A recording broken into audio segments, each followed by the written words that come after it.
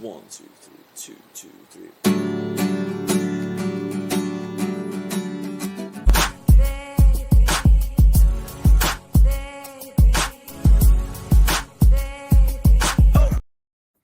What's happening, y'all? I'm Andrew, and this is Coop, and this is Mirror Music, and we are going to be discussing an Atlanta guy tonight. So, what's up? How we doing?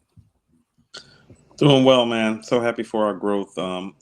Click like, share, and subscribe to our tribe, to our page. I have been sharing our podcast with all of the people in the new largest Delta Sky Miles club in the world here in Atlanta, Georgia.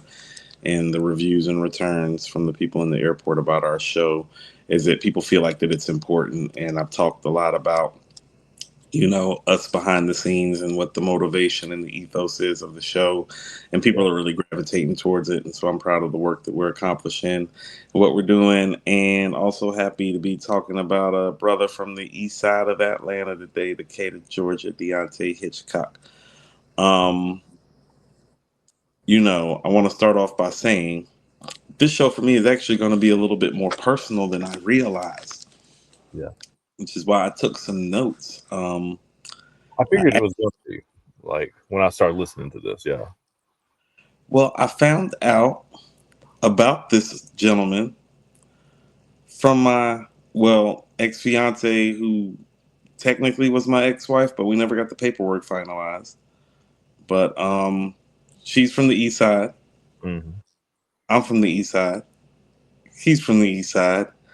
And he made a song in 2020 during the pandemic that she sent me one night after we had an argument. And she said, "This is me." She's like, "But this is you. So this is us." And the song was called "How the Fuck" with another singer who's from the east side, actually, called Six Black. And when I heard the song, I did hear me and hear her and hear us. And it's really a song about not knowing how to love properly because you weren't taught how to love. And so it was around the time we had first really started dating, and we kind of bonded over that. And yeah, that's how I got familiar with the artist. And that was actually another dope project. And here's the thing about that project. That project had a rapper on it called JID, who had not yet signed the Dreamville. Oh, wow. It had another rapper on there named Young Nutty, who was also another Eastside Decatur native, who is literally the hottest rapper in the city right now. And so this guy, Deante Hitchcock, is talented and was kind of actually ahead of the curve a little bit because he actually had JID and Nutty on his album 5 years ago when nobody knew who those guys were. Wow. Okay. Yeah. So really, really talented guy. This project just literally did across my desk. The name of the project is skipping me offhand. What's the name of the project again, Andrew? Is the name Things of it. Take Time. Good thing. Okay, so I had to write it down too. Like I don't do titles of records great, so I made sure to write it down so I wouldn't forget. neither do I. Now, somebody that has made themselves familiar with his catalog, because he's done some stuff since then too. He's dropped the EP.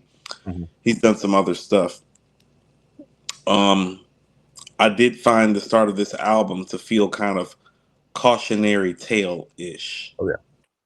About a lot of things. And so one of the reasons why I liked his album in 2020 was that he was fun.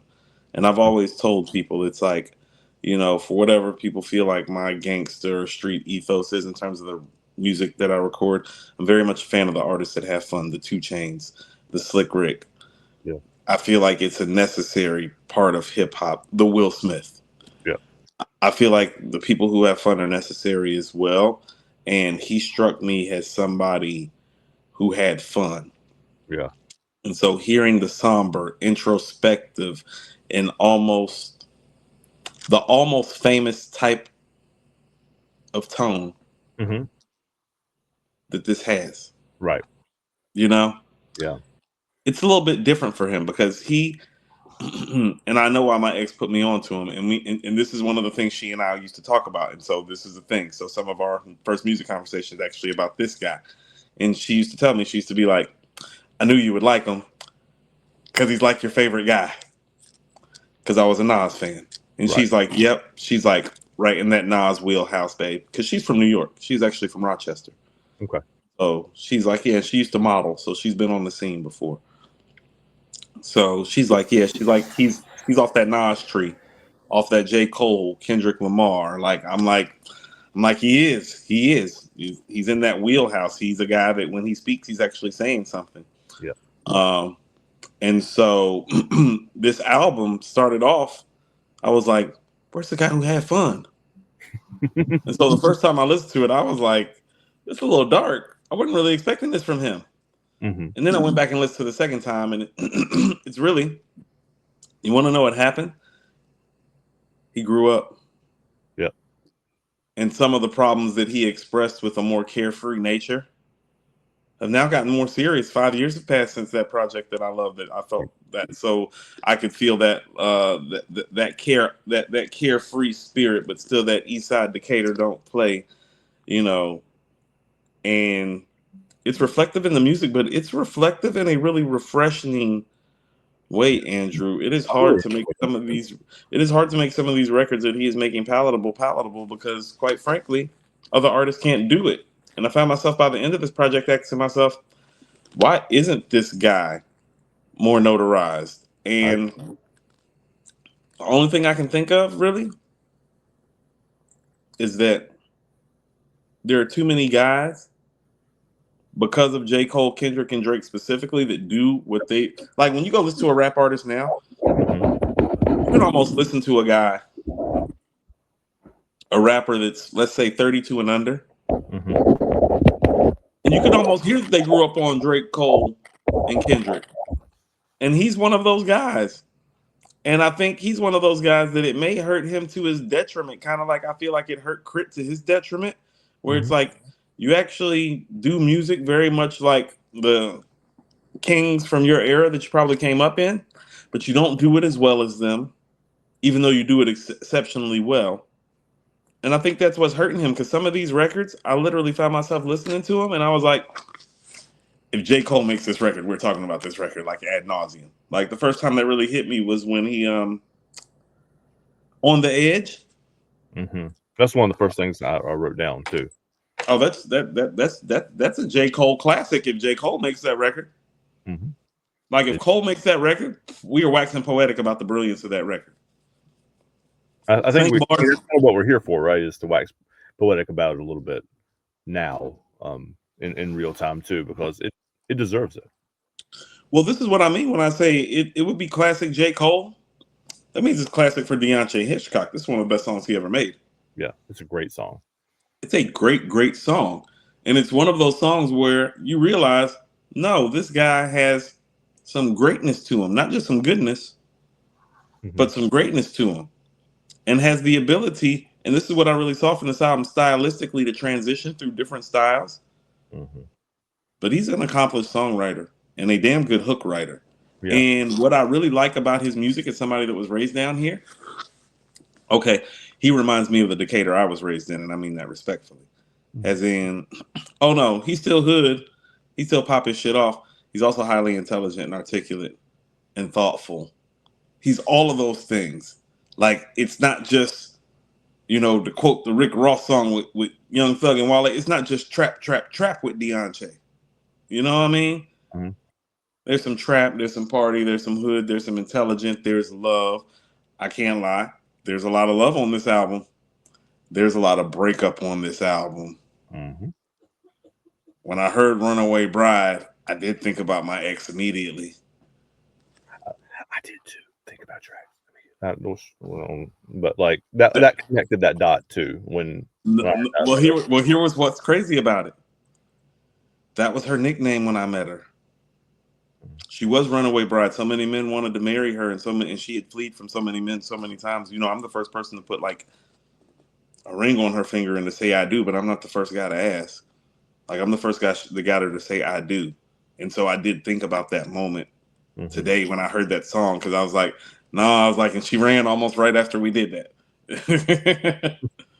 Just like my girl from the East Side. And she was the girl that I had a crush on when I was a kid. So it was like all that stuff came back to me when he's making these records, because it's like, oh no, I know these breakup records. I just went through this breakup with my girl from the East Side a few years ago. Mm-hmm. And it's like, oh no, I know what my man from Decatur is going through. I've been there before. And so it goes, and then you realize, and that's the point where you realize it's like, oh no, this album is more, this album's more Hear My Dear than what's going on. Like there's a message in here. Yeah. But you start realizing that the real reflective tone of the album, what really has him somber, what really has him introspective, what really has him in his feelings, oh, you can tell he lost his woman. Mm. It's obvious. And that was the part where I resonated with, and I was like, oh, I've been there, champ, and shit's gonna be okay, but this music is dope as fuck that you making about the breakup, Yeah, though. man. All right, so Yeah. the episode is over now because you have taken all of my notes. Every single one of them. Thank you all. Good night. Cheers. No, man, like it's a great record. It I is. was telling you before we started here that like I'm obviously not as ensconced in the Atlanta scene as you are for many reasons. Mhm. I did not grow up there. I did not. I'm obviously not the hip hop head that you are, but Don't sell yourself short. no, People but respect your shit out here. I'm a music aficionado, and I think I know a lot about a lot of kinds of music. But that's not the point of what I'm saying. What I've said on camera many times, and I'll say it again now, that like when I listen to something for the first time, anything from any genre for the first time, I listen for vibes almost always. Like it takes a very special lyricist to like have the lyrics come through. Right, to jump. Yeah, Yeah, to jump, like to supersede the rhythm and the melody. that's happened for me in the last 5 years probably. Are an album called The Past Is Still Alive from a band called Hooray for the Riff Raff. Those lyrics came through. We'll talk about that on a different episode.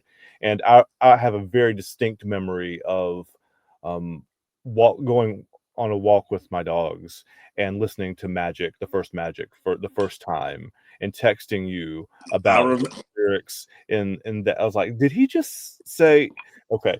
I'm so anyway, the point is that Hold on. it's really rare. Let me finish this one sentence and you can get in there.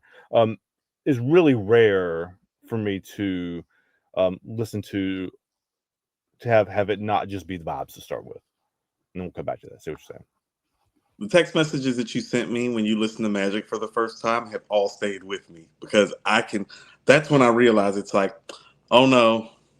How about this? When you sent me those text messages, that's when I started talking that goat shit.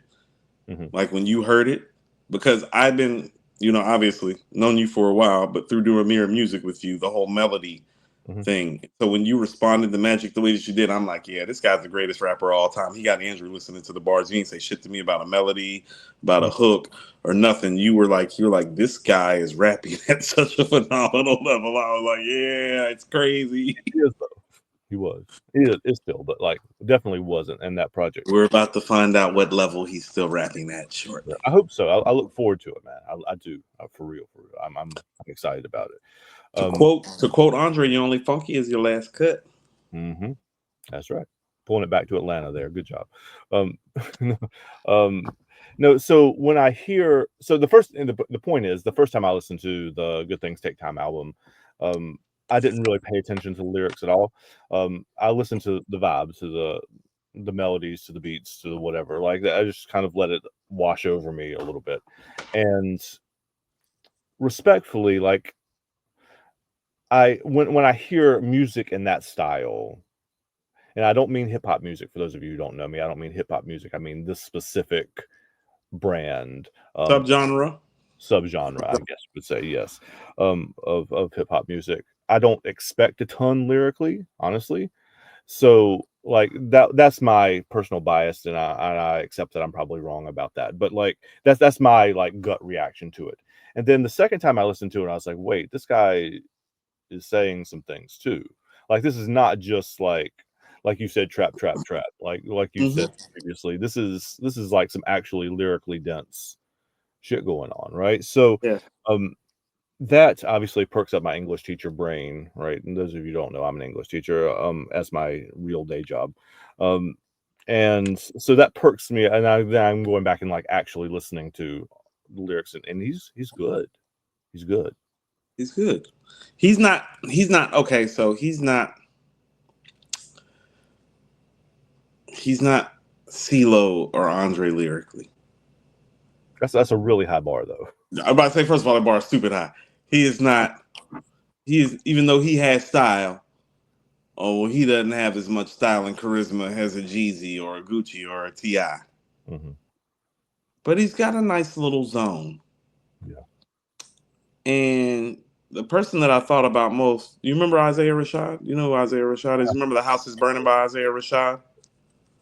I felt like if it weren't for, the greatest rapper of all time, Isaiah Rashad probably would have made the album of the year that Magic and KD2 came out. Because I had his album, The House is Burning, at number 3 that year. Mm.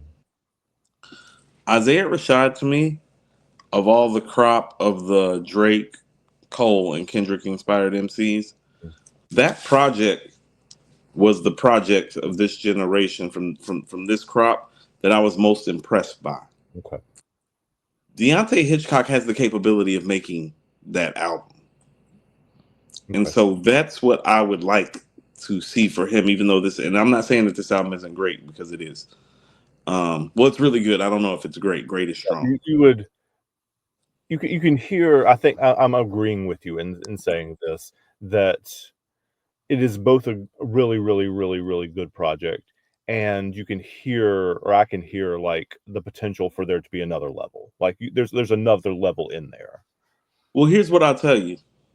I think the next level, and he's obviously an Outkast fan, because Runaway Bride references Forever My Fiance, which comes from what I believe is the best song on the Love Below and Speaker Box, which is She Lives in My Lap, which also would go back to some emotional things that I feel about my ex, because I'll tell you this, and this is how personal it is, and she's going to see this. Taj is in India right now. Right. Well, I didn't know she was there, but I knew Nas is performing there. Yeah, sure. So by the time this airs, she will be out of India. First of all, she's been throwing up big gang signs about India. She's not happy in India. All right, it's not going to work. Please not send this woman to India again. Like Mass Appeal, please don't do that. Because those of us who are friends have to hear about it. But I literally, this is how long Taj has known me. You know what I'm saying? Taj knew me when my ex was still living in this house. Right. And so Taj asked actually how she was doing, not knowing that we were recording this show and all this was going on. She's like, "Hey, have you heard anything? How's she doing?" I was like, "You want to know what?" I was like, "I don't know." I said, "I haven't checked." I said, "I haven't inquired." I said, "I'm over that shit." I said, "I love her forever, but from a distance." And so then I thought to myself, yeah, forever my fiance. Right. And we were literally just having this conversation, and I'm literally texting her before we start the show. I'm like, "You're going to love this episode." And so it ties back in. And I'm sharing all of these things because I realized something. So, and I think this is important because we do the show to connect the dots. Right. This is why people say, like Rakim has this bar said, "It ain't where you're from, it's where you're at." It's like, no, that's not true. It's both.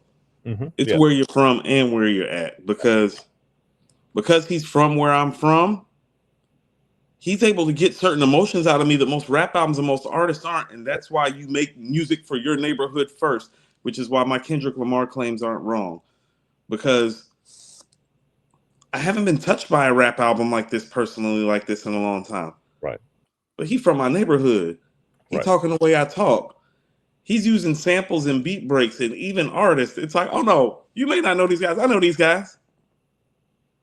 And it relates. And so this album to me is also a reminder of why, like, even if you don't make it big, like Jeezy said, every time I do it for my hood. Every time I do it for your hood. And every time I do it for they hood. But notice he said, first, every time I do it for my hood. First. So a lot of his biggest problem is oh no, niggas from Decatur, we gonna love him and feel him. it is getting the people outside of Decatur, outside of Metro Atlanta, like even like up here in freaking Cobb County, when that it's getting those people to gravitate towards him. Oh no, my Decatur nigga, we gonna fuck, yeah, yeah, we gonna fuck with him. He sound like us. He one of us, yeah.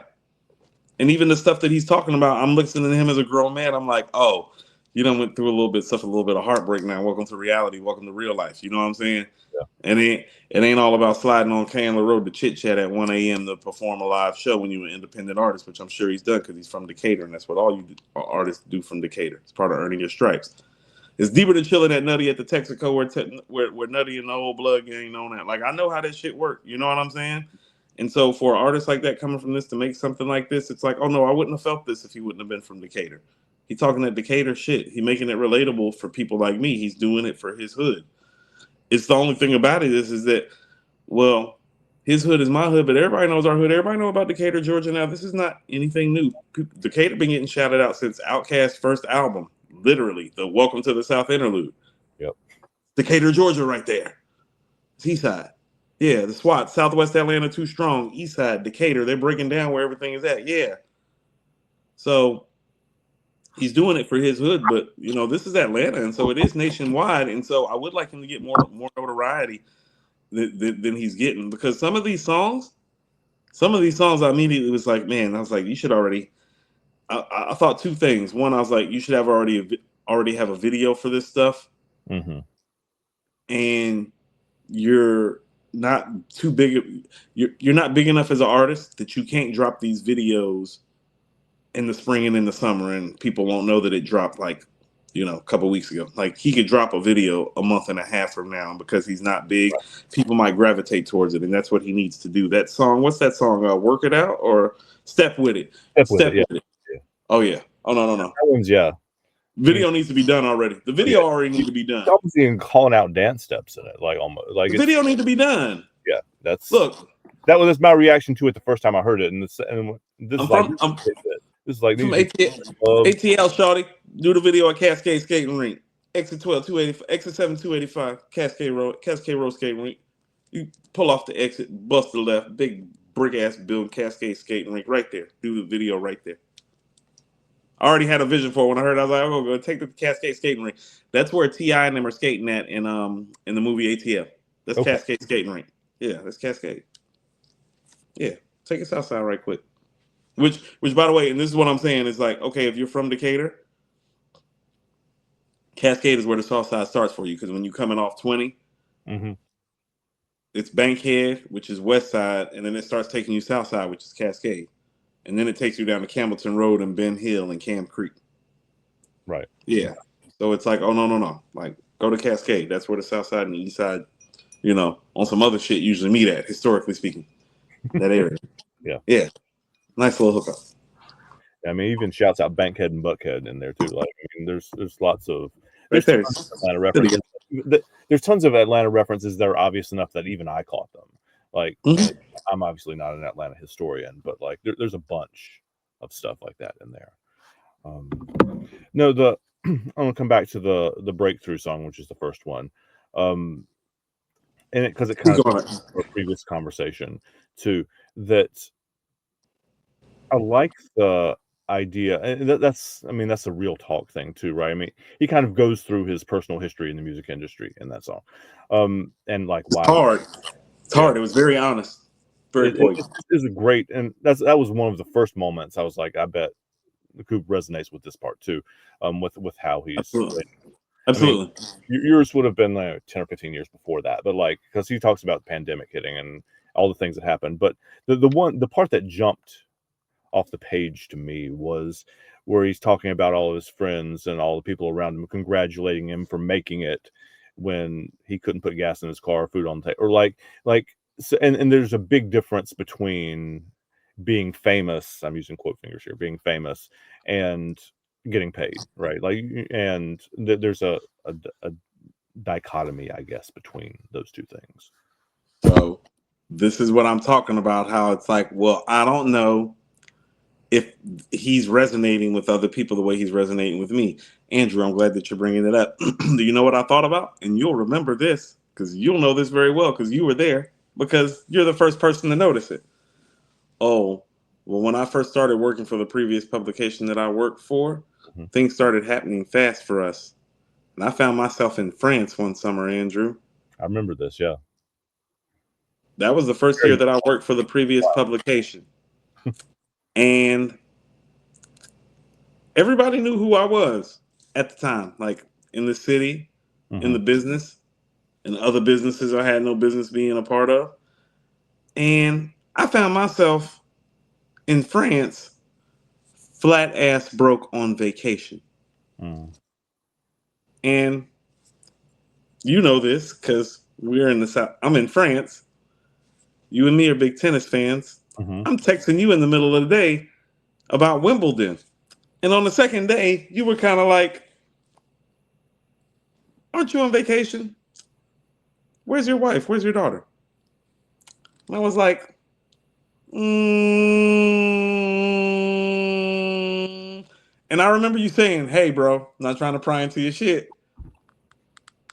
And so when he talked about, hmm having the cars repoed and all that stuff, Yeah. man, Andrew, I got off a plane off the south of France with $17 in my pocket. hmm And to be honest, that was the end of my marriage because I told her not to book the tickets because I was trying to open a restaurant at the time. Remember? I do remember. I was like, there's no opening a restaurant and going to France for 2 weeks. She booked the tickets anyway and put us in debt. Why don't she put us in debt? Put me in debt. And so when he is talking about like everybody knowing you and having everything, oh, I'm in the south of France, flat out broke. Everybody back in the States is talking about my restaurant's about to open, Coop's restaurant's about to open. Da, da, da, da, da.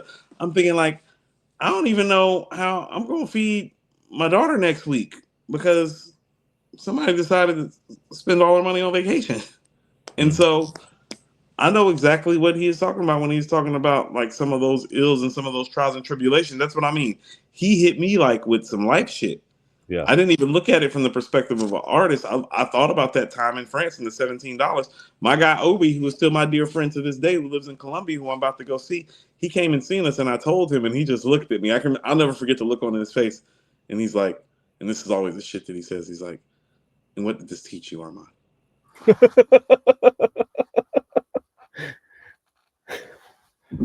And I'm like, and I'm When like, shit like I'm that. like, and I'm looking at him. We're sitting up here chilling in the south of France, like in Nice. I just got done blowing the last bit of my money on this big balling ass meal that we had, and I'm thinking like, I was like, I don't know, nigga, don't order a bottle of wine next time with my last $50. Like I was like, I don't know, like what? Yeah. But you go through those life situations. But I am bringing up those life situations that I am sharing with people. I'm sharing them for two reasons. One, I'm healed, and it's okay to talk about this shit. Yeah. Two, this is what music is supposed to do. Exactly. Amen. That's yeah.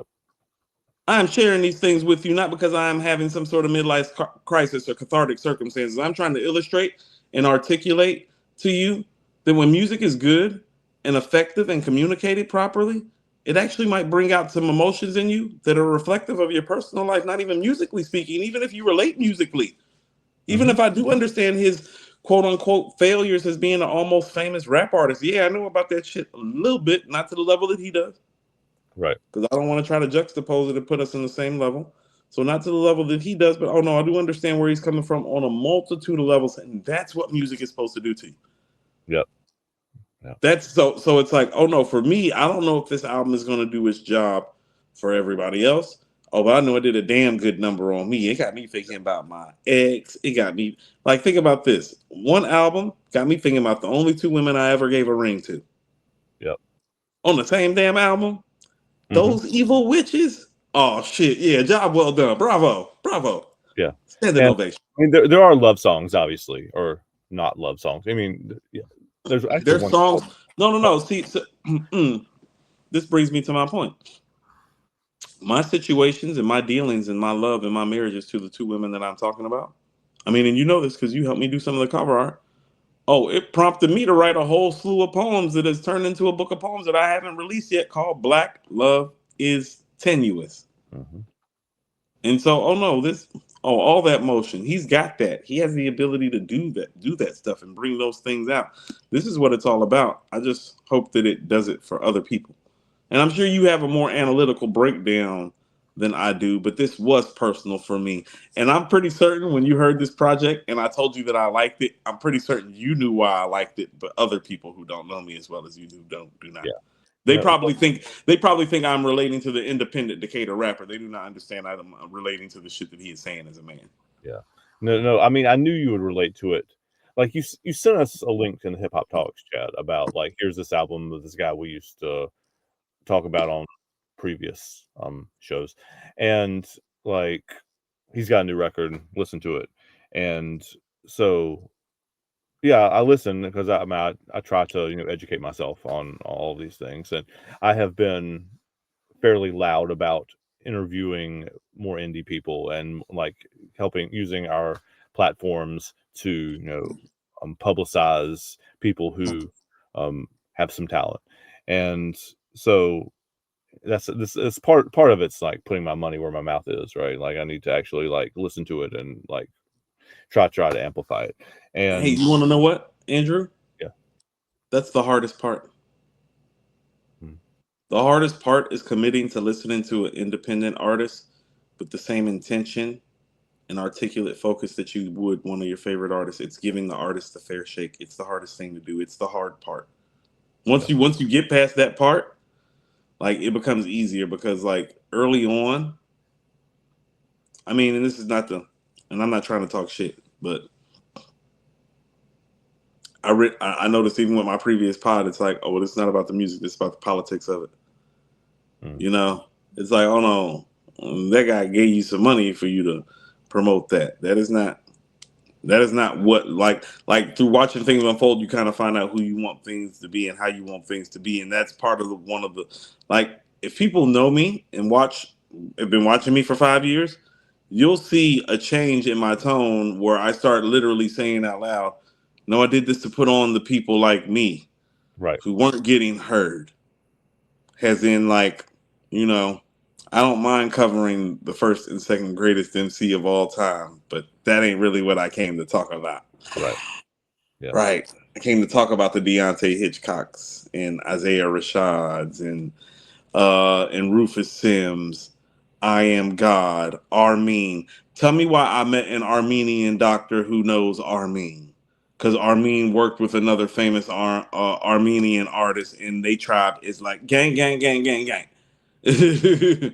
Yeah, I met an Armenian doctor that knows Armin the rapper. He's like, that's my tribe. Of course, I know who Armin is. Like he said it to me, like I am Armenian. Of course, I know the only Armenian rapper we got, motherfucker. Yeah. You know, the gangster and the doctor came out when I asked him if he knew Armenian. He looked at me like he was very frustrated. He looked at me kind of. Come on, man. Told you I was Armenian. Know who Armenian is. But I do it for those guys. I do it for Armenian and I Am God and Rufus and Deante. I don't, like, I've been arguing about this Nas and Jay shit since I was in junior high. Like, that's cool. I mean, like, that's cool. Like, I enjoy that part of it. But that is not why I'm doing this, though. It's not. They got their notoriety. They got their fame. Taj is in India kicking up dust for Master P. I texted her. I was shady. I was like, you were literally in India kicking up dust. And I was like, and I don't mean the type of dust I kick up in Atlanta. You were literally kicking up dust right now in India. You motherfuckers got notoriety. Think about it. Mass Appeal's in India. Like, I didn't do it. I didn't start doing the pod shit so I could let people know I thought Nas was the greatest MC of all time. He got enough respect and due. We're also all pretty clear on that too. Like, yeah. Anybody who's known you for 10 minutes knows that. Like, that's not. Yeah. It's not secret. Yeah. So when I hear an album like this, oh no, this is the shit I want to talk about. Yeah. Yeah. We're going to be doing more of this kind of thing as we go forward on Mirror Music too, because there. Respectfully to all the stuff that I've heard this year or whatever, all of the best. It ain't that good. Yeah, all of the best stuff is indie stuff that I've heard this year. Sims is good. I Am God's good. This one is really good. Jay Malachi's Great Escape is really good. Ellie Dollar Sign's set of albums. I mean, there's a lot of them that are not like major label artists that are are way better than anything that I've heard from any mainstream artist this year. So sometimes people think that I speak in hyperbole. I speak more with passion than I do with hyperbole. So when I'm rating Rufus Sims' project, and I'm like, he's making me question at this point in the game in 2025, who's the independent artist and who the major artist is. I'm talking about the quality of the music, because when I'm opening my eyes this year in 2025, well, yeah, if I'm doing a top 10 list, I think about 6 of them come from artists that are independent. Mm-hmm. Like the Ellie Dollar Sign, one of those albums is making it. I Am God is making it. Yeah. City of God is making it. Rufus Sims, Rufus making it. Rufus might have album of the year. Right now, yeah. Yeah, Rufus Sims got album of the year right now for me. And this is the second time, for the second year in a row, that I've been sitting here in April talking about an MC from Chicago. Mm-hmm. For the second straight April. I'm talking about an MC from Chicago, a different MC from Chicago. And I ain't talking about no Kanye West. I'm talking about no Kanye. I ain't talking about no Common. I ain't talking about Dirk. I'm talking about like independent guys. And for the second straight year, Chicago was about to probably have a rapper. Well, this year they might have 2 rappers who the masses need to know make my top 10 list. Like I Am God's Blood, Suede, Stain 2 made my top 5 last year. I think Rufus's album's probably about to do the same thing this year. I would be very surprised if he didn't make the top 5 for me, for sure. Who major? Like who major, who not? Because if you're telling me 5 people about to make a better project than Rufus album, I'll tell you only if all the gods get back on their shit. Yeah. And they normally don't happen like that. It's like, oh, you think the Mobb Deep album gonna sound better than the Rufus album? I don't know about that. I love Mobb Deep. You telling me the Ghost album gonna sound better? I don't know that. After the last Ghost album, I don't know that. After the last Ray album, and they the all Big L album, the whole. I don't know. I've been saying for a year now, what did Primo beats sound like? I'm not fucking playing when I'm saying that. I know what Rufus shit sound like. Rufus shit sound like album of the year, and so I don't want these other people to get notoriety to take album of the year away from him because of their notoriety. They need to have a better album. Clips need to have a better album. Nas and Preem need to have a better album. Yeah, not just it's Nas and Preem, so they best 3 songs. No, we're not doing that. Yeah, and that's one of the things that I think Hip Hop Talks and Mirror Music get right, is that we try to focus on the songs and on the albums and on the music, and that is so when we have a Deante Hitchcock record that's got that like breaks through the noise, right, and touches us in an emotional kind of way, and has really, really great songs that are that touch emotionally, but are also fun and danceable and all kinds of other good stuff. Then like we got to talk about that, man. We got to talk about it. Yes, I mean it's not even a question of if we should. In my question, it's just a question of how we're going to go about approaching and make it work and benefit the artist. I would like to offer some honest critique about the album as well. I do feel like this album worked in 3 phases, like a play does. Yeah, I agree. Yeah, you saw the 3 phases, right? Absolutely 3. Yeah. Act 1 and 2 is just better than Act 3. That's just my take on the project. I can see the song separation broke up into acts. There's the rap, independent rap artist, rap world side that starts off the album. There's the relational side that bulks up the center of the album and is the strongest point of the album to me. And there is the closing, which is the reflective tonality. The reflective tonality on the 3rd scene is not as strong as scene 1 and scene 2. And so,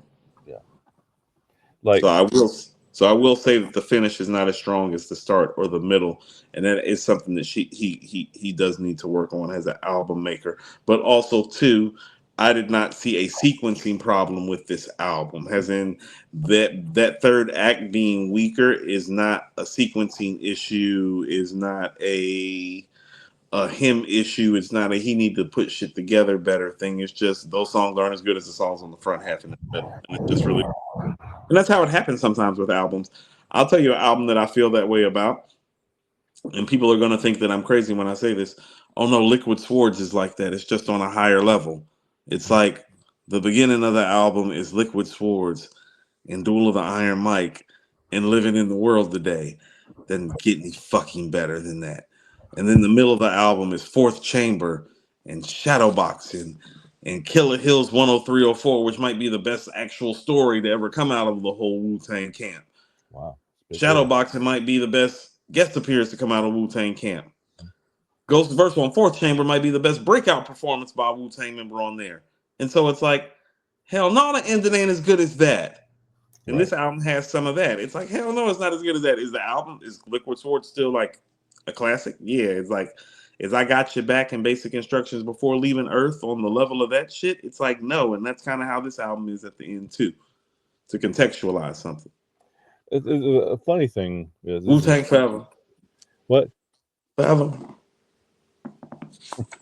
That I think this actually is a really interesting commentary on where the album touches us, like where it hits us, because I saw it in 3 acts as well too, and I think the relationship part in the middle hits for you differently, because for me that's the weakest part of the album to me, that I like the least. Love that. And Love that. the last part, the reflective part at the end, is my favorite part. You want to know what? You want to know why that is? Hmm. Happy whole marriage and family you're having over there. Happy whole marriage and family you're having over there. Look at God.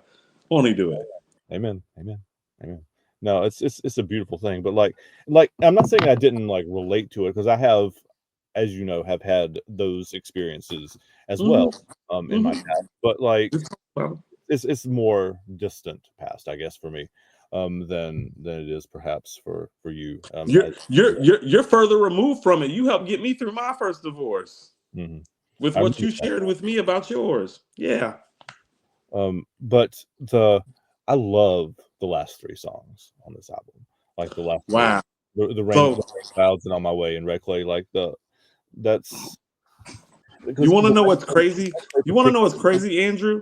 Is the fact that I think we have the album section off the same way song rides, because I have the last 3 songs as Act 3 start with Rain Clouds. That's crazy. Yeah, that is where Act 3 starts. So you heard it too. You heard the transition too. Yeah. And you want to know what? Those songs are more melody driven. Yeah, I mean, it's the same conversation we had about less Ellie Dollar Signs, the what are they called, Supply and Demand and Dollars and Cents. That I heard them too. I like Supply and Demand better. It's more melodically driven. It's those kinds of things. But when I listened to those first 2 that he released this year, my immediate reaction was, I like this one better, but he is going to like the other one better. And I did, which was true. It is absolutely true. If you have not listened to $1 Million Dreams too, this is a sidebar from this conversation. $1 Million Dreams is the one they released at the end of March. I think you'd really like that one too. I think that one. Good Lord, is that project number 3? There was one at the end of March. If I have not been on Twitter to see, he's been doing one a month at the end, like in the last Monday or Tuesday of the month. So I've not heard whether he's doing one in April. Love that. But the newest one's called $1 Million Dreams, and it's really, really good too. Love the hustle. Shout out to Ellie Dollar Sign too. Yeah. You know what I mean? Yeah. He said something in that first record, and the Supply and Demand, about dropping once a month, and he's so far. No, I heard him say that. It's so hard to do. It is incredibly hard to do. It's hard to do without doing diminishing returns too, right? Like, well, also too. Well, here's the thing, and so I have started to come to this perspective of it. What do you do if you're an Ellie Dollar Sign or you're a Deante Hitchcock? Which path is the road less traveled? Do you do the Ellie Dollar Sign thing and keep on re-ing up like Currency, Griselda style? Or do you take a little break for a little year or 2 and chill on it and come back with a full-fledged quality full-length project like Deante Hitchcock? Because what I would tell you is that, well, I mean, they might have 2 ways of going about it, but they might be getting similar returns just with a different methodology. Yeah. Yeah, and all the projects are good. Like, they're all, however you get there is good. Like, but now, can I ask you something? Do you think the LES projects are better than this? I think 'Cause I don't. it is probably, yes, for my style, for my taste. I'm See, going I to have don't to think go you. back and listen to the $1 Million Dreams, the newest of the three, alongside this, and because like I listened to this Deante Hitchcock one, when you posted it a week ago or whatever it was, Mhm. and and it didn't connect really at that point. I mean, Mhm. I could tell it was pretty good, but like I didn't I didn't like really dig into it until the last couple of days, and I've listened to it sort of on repeat, and it's gotten like I told you this offline too. It's gotten better every time I've listened to it. So I'm going to have to go back and listen to and have a better frame for that. But yeah, it's up there though. Yeah. If I were making an album of the year list, Supply and Demand would be my first. Like that would be my personal. Okay. So Supply and Demand would probably be like my 7th. Yeah. Um, but I would But put. Have you listened to Jay Malachi's yet? The Great Escape. I started listening to it today. Okay. I mean, don't. We'll do something different about that at some other point. I think that one's really, really, really, really good. Um, he's a guy from UK, from Kent, London. So it's a very different vibe, but um, that's not what we're here to really talk about. I guess we're talking about indie artists. I guess that is what we're here to talk about. But um, yeah, Well, this. I think we're having a very progressive conversation about what it even looks, sounds, and feels like to truly be an indie artist. That's why I'm asking. It's like, well, the thing about being an indie artist is that, well, you have the capability of stepping away and risking your shot and getting your car repoed like Deante Hitchcock. You know what I'm saying? But you also got the Ellie Dollar Sign way, which is like, oh no, you can drop 3 projects in 3 months. I think the independent game is talking to us is that, well, it allows you to be independent, which means Yeah. to kind of do it on your time and your way. And there is something cool about that. But I will say this, and maybe it's just the OG in me. This is a little OG talk. No, I like the fact though that I knew that if you were coming out in 1993, that the record label was gonna make sure your ass probably had something out by 1995. You Yeah. know, I did kind of like something about that process. It did give me something to look forward to. Mm-hmm. And so, we got to deal with the good and the bad that come with, the current digital streaming, Yeah. uh, copycat, cookie cutter. Yeah. Yeah, we We gotta, got we gotta, we gotta hang out, accept right? Yeah. it. Yeah, We got to filter ourselves. We got to dig through all of the stuff because there's a lot, as we have discussed previously, a lot of stuff that is just not very good yeah, too.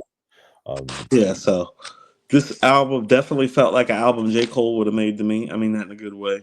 I can definitely hear. I think his closest comp for me would be an Isaiah Rashad. okay.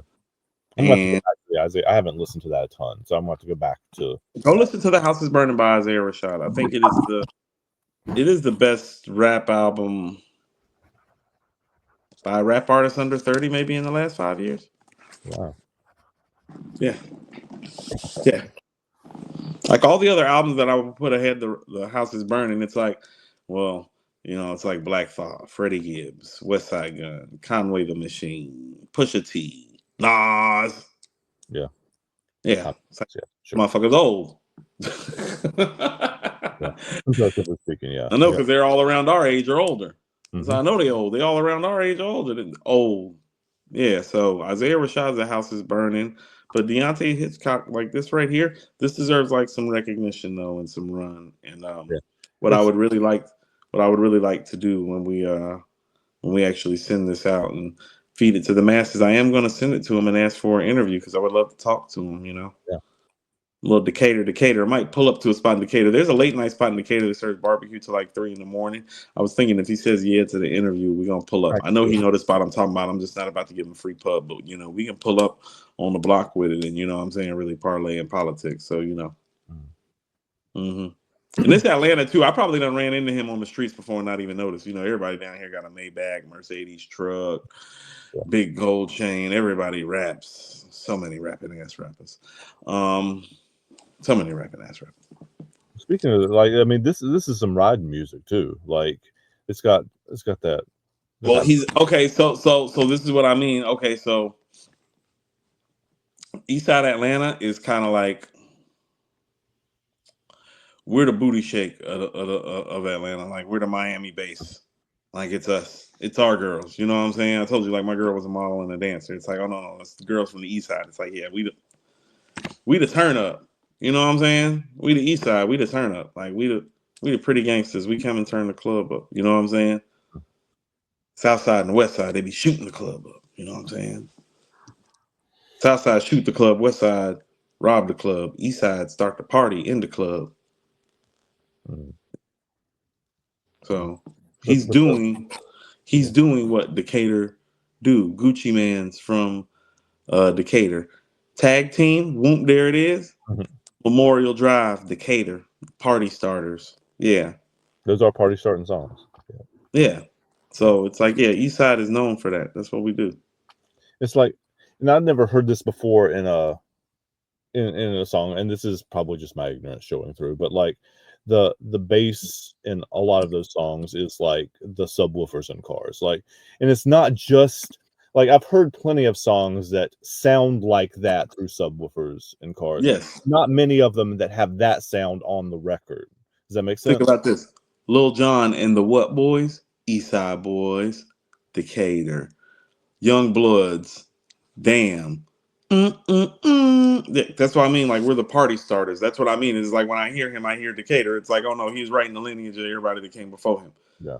Because we are the intelligent, articulate party starters. JID is from the East Side. Mm-hmm. Young Nutties from the East Side. 21 Savage from the East Side. The party starters. Yeah. There's vocabulary he's got on here too. Like, and like, I mean, he's dropping.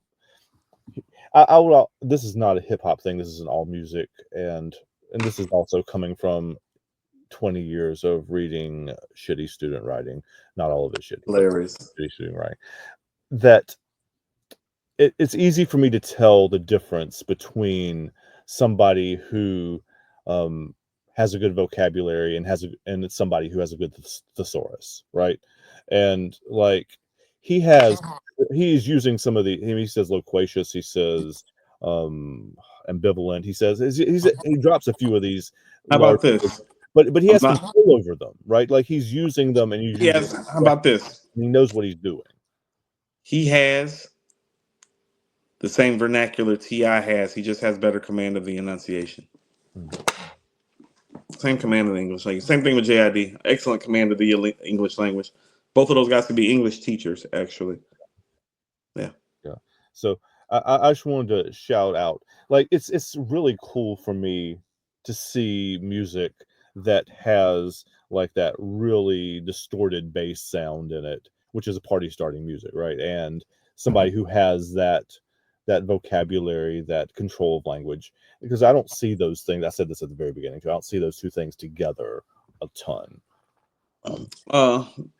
He's like there's a rapper from Queens called Tragedy Gaddafi. His nickname's the Intelligent Hoodlum. Yeah, that would be some apropos for Deante, Hitchcock, and JID, both from the East Side. That'd be the best way to describe rappers and dudes from the East Side, intelligent hoodlums. Nick Love, who put together Jeezy's first album, East Side, Rita Ann. The guy who did the whole marketing campaign for Jeezy A from Decatur. Yeah. Party starter. Marketing campaign for Jeezy. Had the streets on fire. Decatur. Yeah. Deante Hitchcock is from Decatur. This is what he does. Mm-hmm.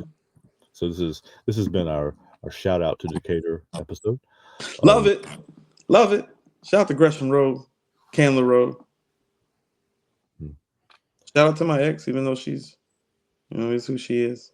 Hope she's well. Pray she's okay. Taj asked about your ass. I didn't. I'm not involved in this. But no, if you guys have not checked out Good Things Take Time by Deante Hitchcock, it's worth listening to on repeat. I've been doing that all day today, and like I said, it's gotten better every time. So great record. Just gets better with time. Mm-hmm. Well, good things take time, right? And that's actually a good full circle moment. That like the first time I listened to this, I've said it already here. It didn't really land. Where's my note? I want to make sure I say this correctly. Um, like the first time I heard it, I heard good songs, but not a good album. Really, does that make sense? Like Okay. See when I that? listened to it the first time, um, it sounded like there's some good things there, and I heard some like standout moments, but it didn't really hold together as an album until I started listening to what he was saying. And then like actually, no, actually, all of these things are connected under the heading of good things. So how about this? In the independent sphere for me, I would put it behind Rufus and I Am God's album, but I would put it ahead of Ellie Dollar Sign's two projects. But it like for me, it falls somewhere in the middle of that.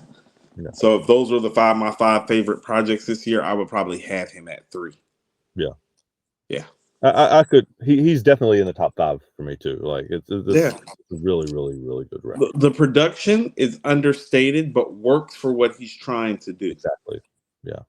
Yeah. The distorted bass is great, and That's what I mean. It's like it's not your typical, but it's like, oh no, what he's trying to do, he is accomplishing. right, and that's all you can ask for, right? Like that you're doing what you're trying to do. Right. That you do the. It sounds. I'm probably wrong about this, but it sounds like there are people in the studio playing instruments tonight. Absolutely.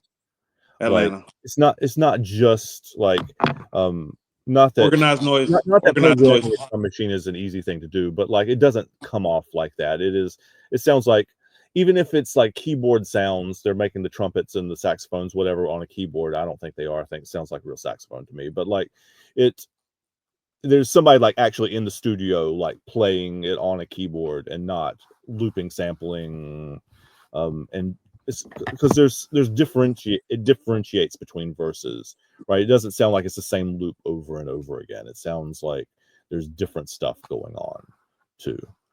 Organized noise changed everything. They got people putting live musicians in studios in Atlanta. It's been going on with Frequency since then. He's a product of that environment too.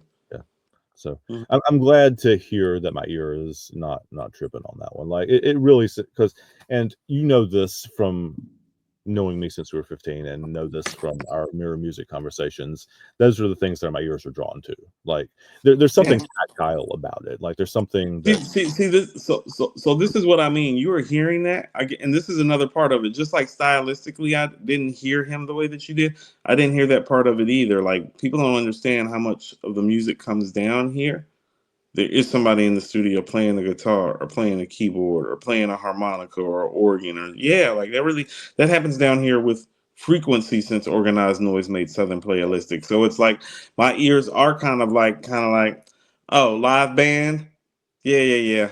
Been listening to that for 30 years in Atlanta now. Shout out to Organized Noise, because you have to understand my musical ear when it comes to listen to Atlanta music, it goes like this: Booty Shake, Dungeon Family, Crunk, Trap. You know what I'm saying? Yeah. Only one of those has live instrumentation in those 4 segments of genres that have gone on. You know what I'm saying? So as soon as I hear a live instrument, I'm like, oh yeah, we know where that is coming from. Yeah.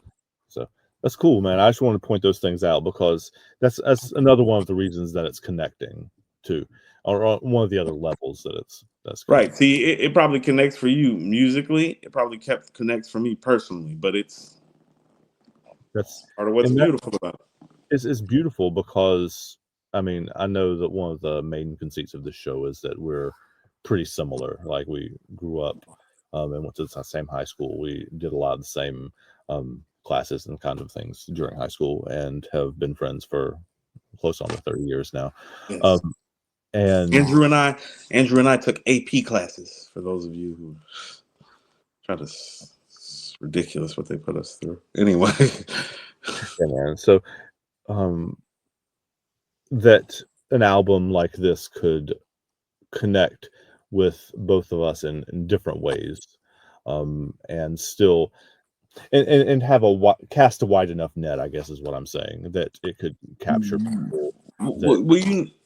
Well, you know, the great thing about this show now that we're actually like into a groove and doing it and stuff is it is actually what made you like this? Because we obviously got to the point of wanting to do a show about it because we liked it. And the fun part is like hearing the other person's notes. You know what I'm saying? It's that's where we are. Yeah, I look forward to hearing like what I didn't hear. I look forward to hearing from you what I didn't hear. Yeah. And that was a lot of my notes, actually. Because I'll oftentimes, after I get through like making notes throughout the album, I'll go back and say, this show started, not this episode, but this Mirror Music show started with the idea that you were going to teach me about hip hop music, like because I was missing obviously a lot of pieces. I still am missing a lot of things, Oh but my. but it has now transitioned sort of into the kinds of questions that I'm writing down. So I still write down questions, are like, what is your take on this, and what is your like? It's the same thing you just said. Like, how are you seeing this, right? Like, I have enough Okay, so for it now that I can have a conversation about it, but I want to hear what you're hearing. see. Okay, so here's we can kind of go on this. See, the first time I heard the Deante Hitchcock, I love the Deante Hitchcock, but I knew why I loved it though, and that's why when I sent it to y'all, I was like, "Tell me what you think," because it's like, well, I'm sending it to a guy that's from West Virginia, sending it to a guy that's from Charlotte, North Carolina. My ass definitely be on some Decatur shit, so I was like, well, let me see if they hear the music, because my expectation was never for y'all to relate to it personally the way that I just did. Right. I did want to hear from you all. Is the music viable enough? Because when you came back and was like, hey, this is pretty good, that's when I was like, okay, now we can cover it, because I know why I love it, and it's personal, which makes it biased, which means my opinion is not as valid at that point, which means there is going to have to be some, checks and balances, verification. Yeah. Which is what we just did, right? Correct. Correct. It's So, a good record, though. It's a good record. yeah, it is. I enjoyed the record. And shout out to Deante Hitchcock, Shout out to East Side. We caught the 86 Lithonia headed to Decatur. Mm-hmm. Right. That's right. People don't know Lithonia is the suburb outside of Decatur. So, like, for people like that live in Decatur, Lithonia is their suburb. So when he's talking about we caught the 86 Lithonia headed to Decatur, it's like that was the route that took you through all of Decatur, all the way to the other side, to the burb side. That's what. Yeah. I mean, and Deante Hitchcock even shouts out Milledgeville, and like he was like, that's which is that's South Georgia. Yeah. Okay, so you want to shout out Milledgeville? That's where there's a black community down there of 5%ers and awoken people and stuff that be coming up here and spitting knowledge to some of the people who know. He's probably gotten wind of those people too.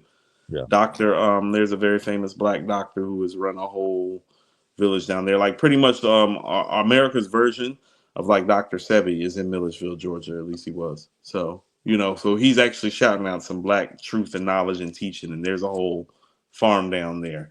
Not being funny, Andrew, they probably wouldn't let you in. No. I mean, I wouldn't expect them to. Like, and that's not disrespect. That's just like, yeah, that's just for me, right? Yeah. Mm. So, right. Jesus walked with everybody, but who am I? All right. I'm not stepping on that one.